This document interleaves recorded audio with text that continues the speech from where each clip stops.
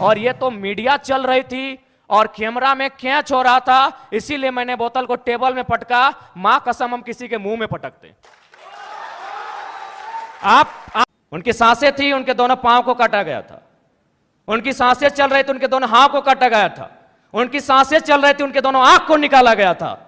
इसीलिए मैं मीठी बात करनी नहीं जानता। मुझे लगता है एग्रेशन से राज को बदलूंगा। क्या जानते हैं आप झारखंड राज्य को महोदय? एग्रेशन मतलब आप क्या जानते हैं झारखंड राज्य को? हम उस राज्य से आते हैं जहां एक संसद ने सीने में 12 गोली खाई थी। हम उस झारखंड से आते हैं जहां MP member of parliament Sunil Mahato ने 1 2 3 4 5 6 7 8 9 10 11 12 गोली खाई थी सांसद ने। क्या सुनने में अच्छा लगता है? तब आप झारखंड को नहीं जानते हैं। झारखंड हमने बनाया है भैया। निर्मल महतो के सीने में गोली लगी थी, तब झारखंड का चर्चा दिल्ली में हुआ था। तब राजीव गांधी को पता चला था कि हां झारखंड की डिमांड किया जा रहा है। तो मुझे लगता है एक बार ये श्रीमान, ये नियम कानून, एक बार एग्रेशन की गवर्नमेंट होनी चाहिए। बाकी यूथ डिसाइड करे। मेरा जो व्यवहार है, फॉलो अप के मंच में भी मेरा यही व्यवहार है। पसंद लगे वोट कीजिएगा, ना लगे इग्नोर कीजिए। बोल रहे हैं सुनने में अच्छा लग रहा है, आप बोल रहे हैं रोंगटा नहीं, भी सुनने खड़ा में हो नहीं। जाता आप है। तब झारखंड राज्य को नहीं समझते हैं सन्नी जी। मैं बोल रहा हूँ एग्रेशन नहीं, आप नहीं समझते हैं झारखंड राज्य को। मैं एग्रेशन सुनने में अच्छा नहीं लगता, यही रियलिटी है। एग्रेशन मतलब यही है, कठोर डिसीजन, त्वरित कार्रवाई। आज कार्रवाई किस पे होती है? एक ठेला पे काम करने वाला है, तुरंत कार्रवाई होगी। एक मजदूर है, पुलिस तुरंत कार्रवाई करेगी। आपकी कार्रवाई उस समय काहे नहीं होती है जब बड़े बड़े लोग आपकी गिरफ्त में आते हैं, बड़ी बड़ी मछलियां जाल में फंसती हैं? क्यों कार्रवाई नहीं होती? हम लोग आते हैं तो छोटा रहे या बड़ा रहे, जो गलत रहेगा उस पर कार्रवाई होगी। एग्रेशन का मतलब है कॉर्पोरेट से कोई भय नहीं। एग्रेशन का मतलब है अमीरों के चंदे से पलना नहीं। एग्रेशन का मतलब होता है निडर होकर, निष्पक्ष होकर झारखंड के मुद्दों पे बात करना, झारखंड के मुद्दों के समाधान करने के लिए प्रयास करना। आज राजभवन में लोग धरने पर बैठे हैं, मुख्यमंत्री के आवास पे लोग धरने बैठे हैं, आज सीजीएल के जेएसएससी कार्यालय के बाहर लोग धरने पे बैठे हैं। आंदोलन रोज होता है, लेकिन जयराम महतो एक 50 लड़कों के आंदोलन से आज सीएम का फेस बन के कैसे सामने आया? इस सवाल का उत्तर कोई दे। आंदोलन इस राज्य में रोज होता है, जयराम महतो ही क्यों? क्योंकि मैंने उन मुद्दों को टच किया, मैंने उस मुद्दों पे बात किया जो झारखंड की जरूरत थी, जिसपे झारखंड बात करना चाहता था। साफ शब्दों में झारखंड चाहता था कि बिल्ली के गर्दन में घंटी बांधी जाए, पर बांधेगा कौन? बेरमो कठारा की घटना है, वहां एक व्यक्ति का अटेंडेंस रोक दिया जाता है, पंच ब्लॉक कर दिया जाता है, जो नौकरी का प्रावधान होता है कोलियरी में। वो व्यक्ति हमारे पास आता है, आके हमें सुनाता है कि भैया ऐसा ऐसा बात है, मेरा कसूर इतना है कि झारखंडी है और हमें मतलब मेरा पंच को ब्लॉक कर दिया गया है, मेरे अटेंडेंस को रोक दिया गया है, तो कुछ उपाय किया जाए। तो हम उनको फ़ोन लगाते हैं, तो हमने परिचय दिया कि सर ऐसा क्यों करते हैं, गरीब आदमी है, बड़ी मुश्किल से रोजगार चलता है, तो इनको पुनः रख लिया जाए। तो उधर से आवाज़ आई कि आप कौन बोल रहे हैं? तो हमने कहा कि हम जयराम कुमार महतो बोल रहे हैं, वर्तमान में गिरिडीह लोकसभा लड़े हैं। तो बोला नहीं, आपसे हम परिचित नहीं है। तो हमें लगा कि शायद वो विधायक या सांसद की पैरवी सुनना चाहते हैं। तो मैंने इतना कहा था कि 2 महीने के बाद चुनाव है, हम बेरमो भी लड़ेंगे, गोमिया भी लड़ेंगे, डुमरी भी लड़ेंगे। अगर वहां से कोई भी सीट जीत के आ जाते हैं तो आपको दामोदर नदी में ले जाकर डाल देंगे।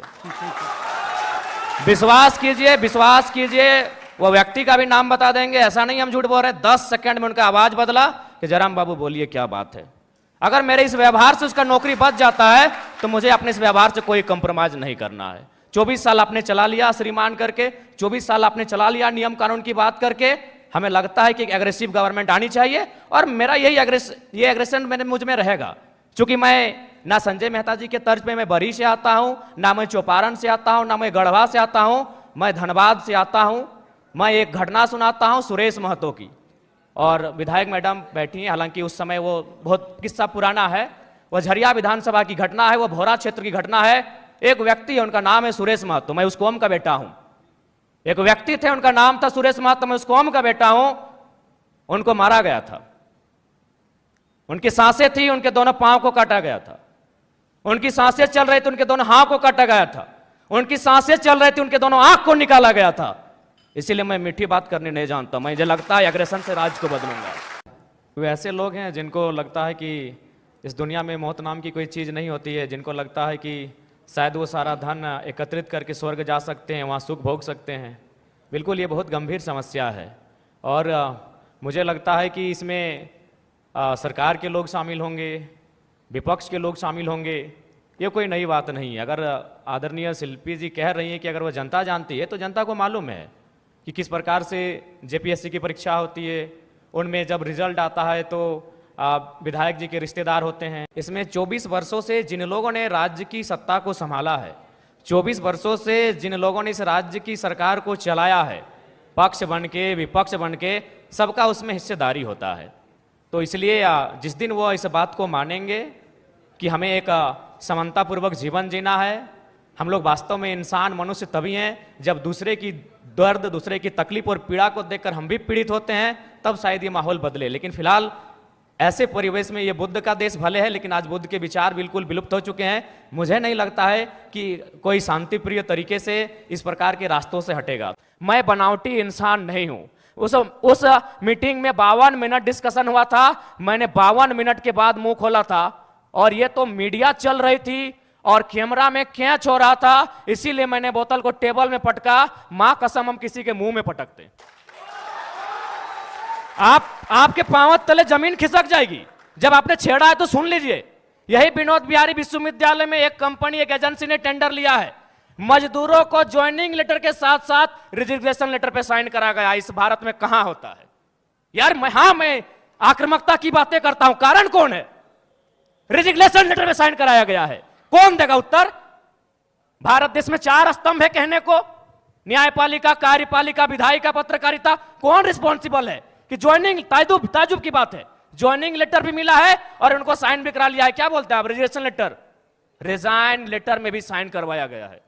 और एक घटना गोमिया की, जब मेरा सभा था बेरमो में, वो लड़का आया, उसने कहा कि जो एजेंसी है उनको पेमेंट देना होता है 20,000, लेकिन मेरा शर्त है उनका कि 20,000 आपके अकाउंट में देंगे, आपको 8,000 रिटर्न करना होगा, नहीं तो नौकरी से निकाल देंगे। उसके बाद भी अगर आपका खून नहीं खोलता है तो आप बनावटी लोग हैं, असल लोग नहीं है। अगर आप चाहते हैं मेरे अंदर की आक्रामकता कम हो, आप चाहते हैं मेरे अंदर की उग्र भावना कम हो, तो आज प्रबुद्ध लोग बैठे हैं। आज माननीय मंत्री दीदी बैठी हैं, आज माननीय मंत्री महोदय बैठे हैं, मंत्री 3 मंत्री बैठे हैं, आज प्रदेश अध्यक्ष महोदय बैठे, सांसद महोदय बैठे हैं, झारखंड मुक्ति मोर्चा के फिलहाल पालनहार हैं बैठे, आज विधायक मैडम बैठी हैं, यहां भी एक विधायक बैठे हैं, यहां भी एक विधायक बैठे हैं। ये लोग तय करें कि इस प्रकार का जुल्म, शोषण, अत्याचार एक आम व्यक्ति पे, यानी जो लोग हाशिए पर हैं, जो लोग निम्न स्तर पे हैं, उनके साथ अन्याय नहीं होगा। जयराम महतो प्रेम की कविताएं लिखेगा, इनकलाब की बातें नहीं करेगा। जयराम जी, कि अगर एक व्यक्ति पे कार्रवाई होती है और उस कार्रवाई से अगर हजारों स्टूडेंट को एक उम्मीद मिलती है, अगर एक व्यक्ति पे कार्रवाई होती है और हजारों किसानों की खुशहाली आती है, तो मुझे लगता है उस व्यक्ति पे कार्रवाई होनी चाहिए। और मैं अपना एक अनुभव बताना चाहूँगा, हालांकि ऐसे मंचों पे जहाँ एकेडमिक लोग आके सुन रहे हैं, इंटेलेक्चुअल लोग आके सुन रहे हैं, नहीं बोलना चाहिए, लेकिन मुझे मेरा जो कैरेक्टर है वो सबके सामने मैं आपको बताना चाहूँगा। ये बेरमो कठारा की घटना है। वहाँ एक व्यक्ति का अटेंडेंस रोक दिया जाता है, पंच ब्लॉक कर दिया जाता है, जो नौकरी का प्रावधान होता है कोलियरी में। वो व्यक्ति हमारे पास आता है, आके हमें सुनाता है कि भैया ऐसा ऐसा बात है, मेरा कसूर इतना है कि झारखंडी है और हमें मतलब मेरा पंच को ब्लॉक कर दिया गया है, मेरे अटेंडेंस को रोक दिया गया है, तो कुछ उपाय किया जाए। तो हम उनको फ़ोन लगाते हैं, तो हमने परिचय दिया कि सर ऐसा क्यों करते हैं, गरीब आदमी है, बड़ी मुश्किल से रोजगार चलता है, तो इनको पुनः रख लिया जाए। तो उधर से आवाज़ आई कि आप कौन बोल रहे हैं? तो हमने कहा कि हम जयराम कुमार महतो बोल रहे हैं, वर्तमान में गिरिडीह लोकसभा लड़े हैं। तो बोला नहीं, आपसे हम परिचित नहीं है। तो हमें लगा कि शायद वो विधायक या सांसद की पैरवी सुनना चाहते हैं। तो मैंने इतना कहा था कि 2 महीने के बाद चुनाव है, हम बेरमो भी लड़ेंगे, गोमिया भी लड़ेंगे, डुमरी भी लड़ेंगे, अगर वहां से कोई भी सीट जीत के आ जाते हैं तो आपको दामोदर नदी में ले जाकर डाल देंगे। विश्वास कीजिए, विश्वास कीजिए, वो व्यक्ति का भी नाम बता देंगे, ऐसा नहीं हम झूठ बोल रहे हैं। 10 सेकंड में उनका आवाज बदला कि जयराम बाबू बोलिए क्या बात है। अगर मेरे इस व्यवहार से उसका नौकरी बच जाता है तो मुझे अपने इस व्यवहार से कोई कंप्रोमाइज नहीं करना है। अलग राज्य की लड़ाई जिन मुद्दों के साथ लड़ी गई थी वही मेरे मुद्दे होंगे। झारखंड अलग राज्य की लड़ाई में जो सोच के साथ इस राज्य को अलग किया गया था कि जब ये राज्य अलग होगा तो यहाँ के युवाओं के पास क्या अधिकार होगा, जब ये राज्य अलग होगा तो यहाँ के किसानों के पास क्या स्वतंत्रता होगी, मेरे मुद्दे वही होंगे। झारखंड जो हमारे झारखंड के नाम में ही छुपा है, झाड़ यानी जंगल, खंड यानी जमीन का एक भूभाग, और हमारी जो निरंतर लड़ाइयाँ रही हैं आदिकाल से, वो इसी विषय को लेकर रही हैं। तो जब मैं विधानसभा के चुनाव में जाऊँगा, मेरा पहला मुद्दा इस राज्य में एक सुदृढ़ स्थानीय नीति का रहेगा। चूँकि मैं जिन क्षेत्रों से आता हूँ वो कोयलांचल का क्षेत्र है। आज भी मैं जब कोयलांचल से होकर आया तो लोगों ने अपनी समस्याओं को लगभग 15-20 आवेदन मेरे पास पड़े। जब मैं एक सामान्य सा बालक हूँ, मैं एक साधारण सा बालक हूँ और मुझे प्रतिदिन 15 से 20 समस्याओं को सुनना पड़ता है, जो समस्याएं होती है ज़मीन से संबंधित। इसलिए मेरा मानना है कि जमीन संबंधित जो कानून जो आज हमारे राज्य में हैं भी, सीएनटी, एसपीटी, लेकिन जो लोग सरकार में बैठे हैं उनके मैनिफेस्टो में शामिल होने के बाद भी प्रभावी रूप से लागू ना हो पाना, प्रभावी रूप से उन विषयों पर चर्चा नहीं कर पाना, उनको संरक्षण ना दे पाना एक बहुत ही गंभीर विषय है। और मेरा मानना यही है, जो कि मैं किसान वर्ग से भी संबंध रखता हूँ, एक किसान का बेटा हूँ, तो मेरे हिसाब से जो जमीन संबंधित मुद्दे हैं वो मेरे प्राथमिक मुद्दे होंगे। उसके बाद आज छात्रों की समस्या देख सकते हैं। आज सीजीएल के छात्र, जेएसएससी सीजीएल के छात्र आज धरने पर बैठे हैं।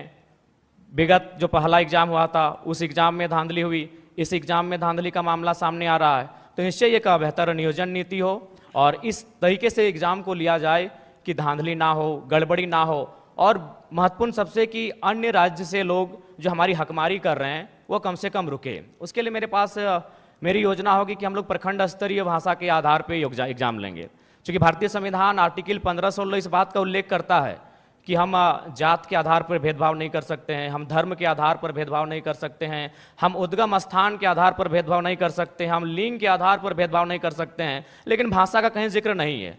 तो मेरा मानना है कि सरकार को इस विषय पर सोचना चाहिए। हम लोग अगर सरकार में आते तो इस विषय पर सोचेंगे कि जो प्रतियोगिता की परीक्षाएं होंगी वो हमारी भाषाओं में होंगी। फॉर एग्जाम्पल, जैसे मान के चलिए कोई हिंदी का पेपर आता है परीक्षा में, उसमें एक सवाल आता है कि आंख का तारा इसका मतलब क्या होता है, आग बबूला होना इसका मतलब क्या होता है। तो झारखंड के अभ्यर्थी के साथ साथ इस सवाल का उत्तर बिहार के अभ्यर्थी को भी मालूम है, इस सवाल का उत्तर उत्तर प्रदेश, मध्य प्रदेश, राजस्थान के अभ्यर्थी को भी मालूम है। लेकिन अगर हम अपनी भाषा को प्रमोट करेंगे, अपनी कल्चर को अगर प्रमोट करेंगे प्रतियोगिता परीक्षाओं में, और वहाँ सवाल ये रहेगा, मान के चलिए मैं धनबाद के तुपचांची ब्लॉक से आता हूँ और वहाँ एक मुहावरा चलता है, पखर तरे हाथ करे करे झांक, ना ये राजस्थान को समझ में आएगी ना ये उत्तर प्रदेश को समझ में आएगी। इससे क्या होगा कि नियम भी बना रहेगा और हमारी जो नौकरियों में हकमारी हो रही है वो भी सुरक्षित रहेगी। के द्वारा जो एविडेंस साक्ष्य प्रस्तुत किए जा रहे हैं, तो प्रथम दृष्टि से तो यह स्पष्ट हो रहा है कि इस बार भी जो सीजीएल का पेपर है उसमें कहीं ना कहीं गड़बड़ी हुई है, धांधली हुई है। और मुझे लगता है कि पिछली बार जो पेपर गड़बड़ी हुआ था, अगर उसका जो लोग दोषी हैं, अगर वे दोषी लोग पकड़े जाते हैं, अगर उन पर कार्रवाई होती तो शायद इस बार उनका मनोबल इतना ऊंचा नहीं होता।